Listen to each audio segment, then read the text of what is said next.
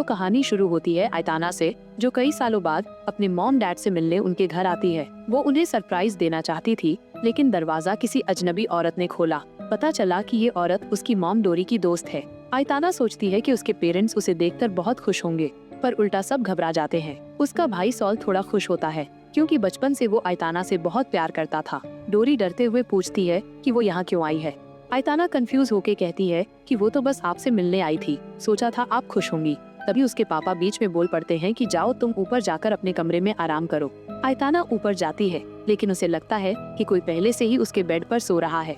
जब वो देखने जाती है तो कोई उस पर हमला कर देता है। ताना भागकर नीचे आती है और कहती है कि मेरे रूम में कोई घुस गया है। तभी एक लड़की बाहर आती है जिसका नाम था नाडिया। आयताना हैरान रह जाती है, क्योंकि नाडिया ने उसी के कपड़े पहने हुए थे और ऐसे रह रही थी जैसे वो घर की सदस्य हो। डोरी कहती है कि जब तुम हमें छोड़कर चली गई थी तब ये हमें मिली थी। हमने इसे अपनी बेटी बना लिया और इसने हमें तुमसे ज्यादा प्यार दिया। आयताना गुस्से में कहती है कि इसे निकालो, मुझे मेरे रूम में आराम करना है। जिस पर डोरी कहती है कि नाडिया कहीं नहीं जाएगी और तुम ऊपर वाले रूम में जाकर सो जाओ।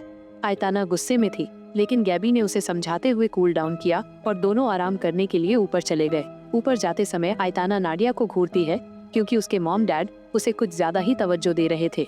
रात को गैबी उसे बताती है कि उसे भूख लगी है, तो आयताना नीचे उसके लिए जब खाना लेने के लिए जाती है तभी उसे अपने मॉम डैड की बातें सुनाई देती हैं। उसके पापा गुस्से में डोरी से कहते हैं कि ये यहाँ क्यों आई है, इसे कहो कि यहाँ से चली जाए। अगर इसी शहर में रहना है तो किसी होटल में रुके, हमारे घर में नहीं। ये सुनकर आयताना का दिल टूट जाता है। उसे विश्वास नहीं होता कि उसके अपने मॉम डैड उसके बारे में ऐसा सोचते हैं। गुस्से में वो गैबी से कहती है कि हम यहाँ एक पल भी नहीं रुकेंगे, किसी होटल में रहेंगे और फिर आंटी के घर चले जाएंगे। वो मुझसे बहुत प्यार करती हैं। वो अपनी आंटी को कॉल करती है, लेकिन वो कॉल ही नहीं उठाती। दोनों होटल बुक करने की भी कोशिश करते हैं, लेकिन सारे होटल बंद हो चुके थे। अब उनके पास रहने के लिए कोई ठिकाना नहीं था, इसलिए गैबी के बहुत समझाने पर मजबूरी में आयताना को उसकी बातें माननी पड़ती हैं और फिर दोनों वापस घर लौट आती हैं।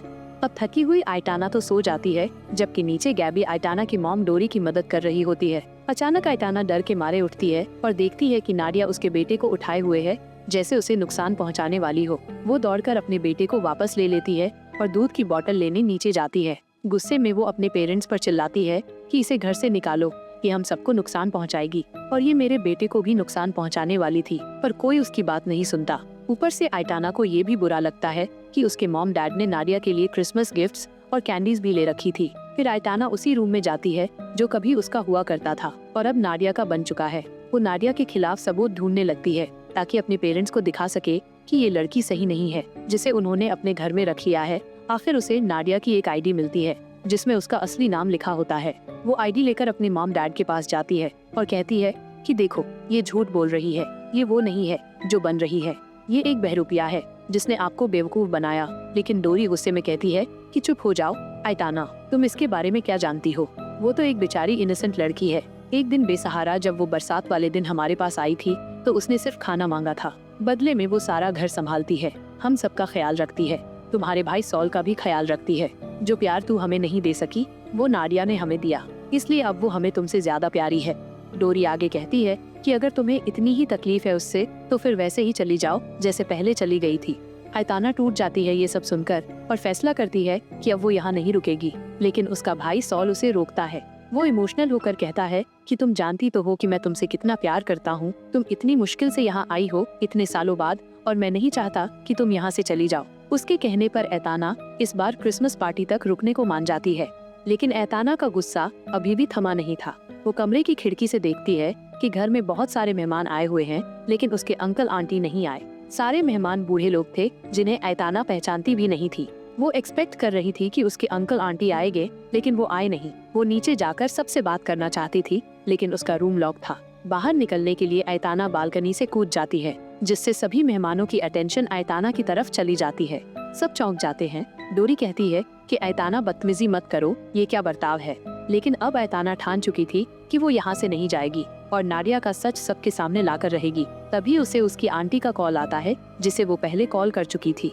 आयताना पूछती है कि आप क्रिसमस पार्टी में क्यों नहीं आई, जिस पर आंटी कहती है कि तुम्हारी मॉम ने कहा था कि इस बार वो क्रिसमस सेलिब्रेट नहीं कर रहे। ये सुनकर आयताना दंग रह जाती है। इतना बड़ा सेलिब्रेशन चल रहा था तो फिर मम्मी ने झूठ क्यों बोला।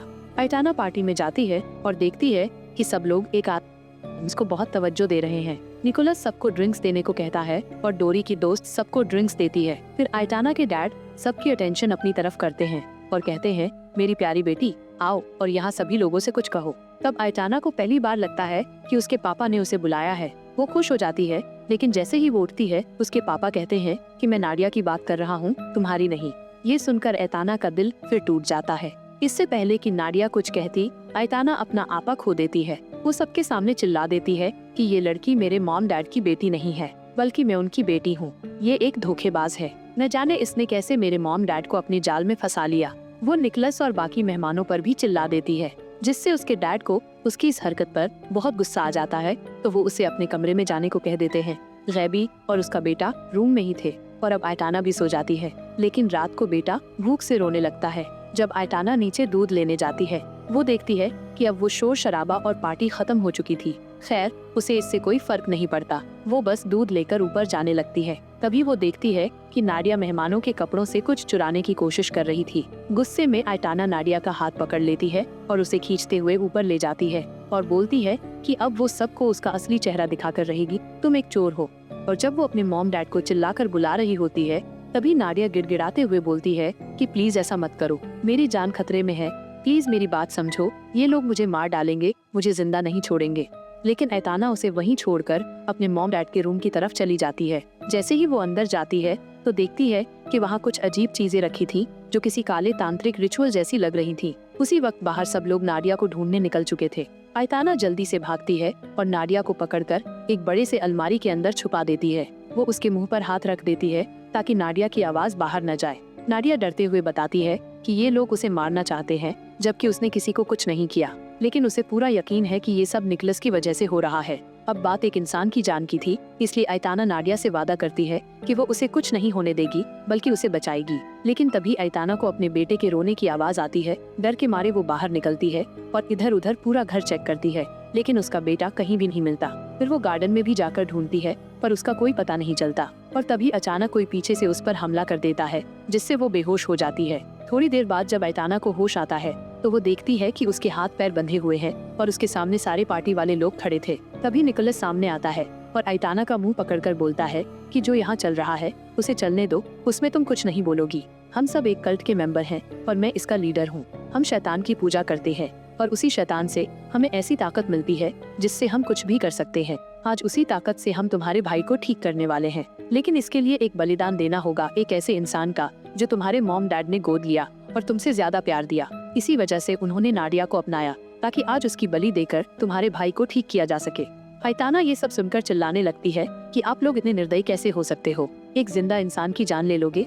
मैं आप लोगों को उसका पता कभी नहीं बताऊंगी। लेकिन तभी निकोलस धमकी देता है कि अगर तुमने नाडिया का ठिकाना नहीं बताया तो हम तुम्हारे बेटे की भी बलि दे सकते हैं, क्योंकि तुमने भी उसे गोद लिया है और अपने बच्चे जैसा ही प्यार दिया है। आइटाना डर से कांप जाती है और अपने बेटे को बचाने के लिए मजबूरी में नाडिया का पता बता देती है। अब सब लोग नादिया को घसीटते हुए वहां लाते हैं और आइटाना की आंखों के सामने बेरहमी से नादिया का गला काटकर उसका बलिदान चढ़ा दिया जाता है। फिर उसके खून से रिचुअल करके उसके भाई सॉल को नहलाया जाता है। ये सब देखकर आइटाना का दिल दहल जाता है और वो बेहोश हो जाती है। सुबह जब उसकी आंख खुलती है तो वो खुद को अपने बेड पर पाती है। सब कुछ एकदम नॉर्मल लग रहा था। वो नीचे आती है तो देखती है कि पार्टी वाले सारे लोग अब यहाँ नहीं थे और आज उसके अंकल आंटी भी घर पर आए हुए थे। सब लोग बहुत खुश नजर आ रहे थे, जैसे कुछ हुआ ही ना हो। आइटाना सोच में पड़ जाती है कि क्या जो कुछ भी रात में हुआ वो सिर्फ उसका सपना था, क्योंकि अब उसे वो बातें ढंग से याद भी नहीं आ रही, जैसे किसी ने उसकी याददाश्त से सब मिटा दिया हो। अब उसके मॉम डैड भी उसके साथ अच्छा बिहेव करने लगे थे, कल की तरह स्ट्रेंज बिहेव नहीं कर रहे थे। आइटाना देखती है कि उसके डैड और अंकल साथ में किचन में खाना बना रहे हैं। उसे सब कुछ बहुत अजीब लगता है। एक रात में इतना सब कुछ कैसे बदल सकता है?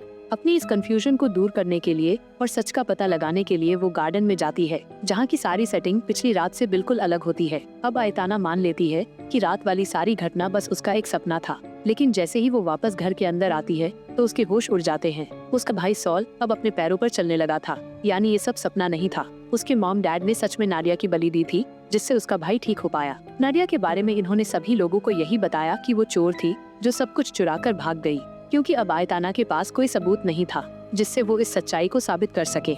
इसलिए वो चुप रह जाती है, क्योंकि उसका भाई अब फिर से जीने लगा था। और इसी के साथ ये मूवी यहीं खत्म हो जाती है। अगर आपको ये वीडियो पसंद आई हो तो इसे लाइक, शेयर और कमेंट करके जरूर बताइएगा। और अगर आप हमारे चैनल पर नए हैं तो चैनल को सब्सक्राइब करना न भूलें।